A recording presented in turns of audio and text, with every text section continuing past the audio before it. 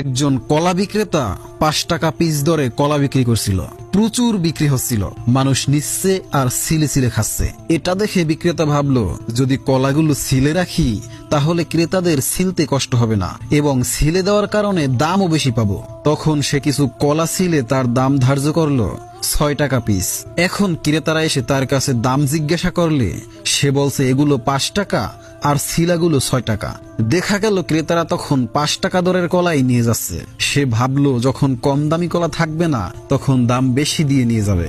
এক সময় 5 টাকার কলা সব শেষ হয়ে গেল। এখন আর কোনো ক্রেতাই তার কাছে আসছে না। তবে প্রচুর মাছি এসে বিনামূল্যে কলা খাচ্ছে আর ভো ভো করে উড়ে বেড়াচ্ছে। এখন সে ভাবলো দাম কমালে মনে হয় বিক্রি হবে। সে দাম কমাতে কমাতে 0 টাকায় চলে গেল। তবুও কেউ কলা নিল না। দিনের শেষে সেগুলো ড্রেনে ফেলে দিল। যেই লোক আবার ড্রেন পরিষ্কার করে সে ওই সময় বাজারে টাকা তুলতে এসেছিল। ছিলা কলাগুলো তার নজরে পড়ে গেল। সে বলল, ভাই, এত আবর্জনা করলে আমি পরিষ্কার করতে পারবো না। অনেক কথার পর সে কিছু টাকা দিয়ে বলল, কিছু মনে করো না ভাই, দয়া করে পরিষ্কার করে দিও।